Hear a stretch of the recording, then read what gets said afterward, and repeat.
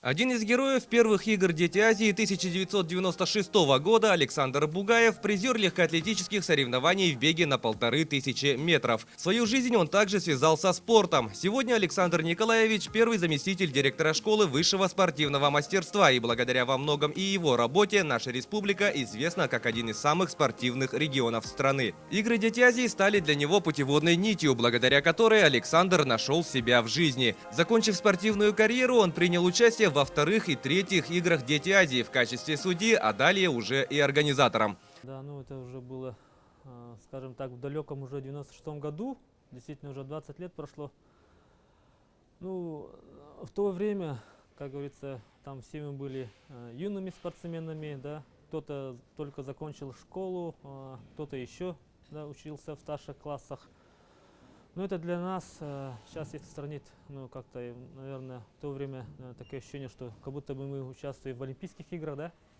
Тем более, вот как раз к этим играм построили новый стадион Туймада, да? И вот на новом стадионе вот все это было происходило, и открытие игр «Дети Азии», и соревнования по легкой атлетике. Ну, конечно, у меня сейчас, как я вот сейчас вот в памяти осталось, это что-то было такое, нечто такое грандиозное, яркое, красивое. Это был очень большой праздник спорта. Обладатель 2 медалей игр в национальных прыжках Иван Неустроев после успешного выступления на играх «Дети Азии» поступил не в физкультурный, а в медицинский институт.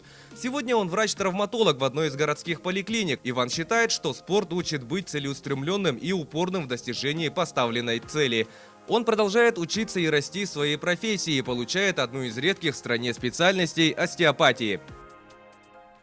Ну, «Дети Азии» — это вообще, сейчас вспоминаю, как сказка. Там вообще все прекрасно было, сборы, там, знакомства с новыми людьми, общение. И когда поступил в институт, как бы для меня как помогало везде.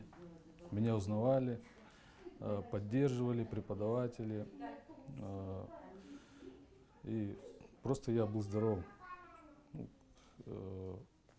Я не чувствовал, да, крепким, здоровым. И я считаю, неправда, что вот те, кто занимается спортом, они, ну, образование слабые. Я наоборот думаю, кто занимается спортом, тот лучше воспринимает учебу там, и вообще в целом жизнь. Настоящий джентльмен свеж.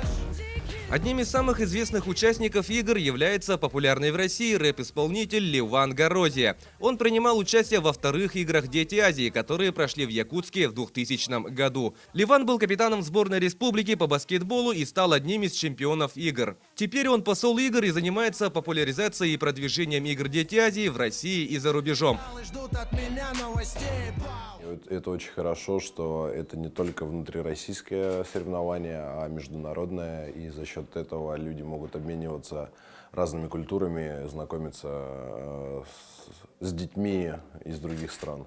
Это тоже, безусловно, важно. И развитие спорта, оно вообще набирает в нашей стране очень большой прогресс. Великолепные воспоминания на всю жизнь, которые остаются в памяти, о которых я буду рассказывать своему сыну и своим, может быть, детям и внукам даже. Всех наших героев объединяют игры «Дети Азии». И все они с благодарностью и с гордостью вспоминают этот праздник мира и добра, который привил им любовь к спорту, стремление побеждать и быть лучше.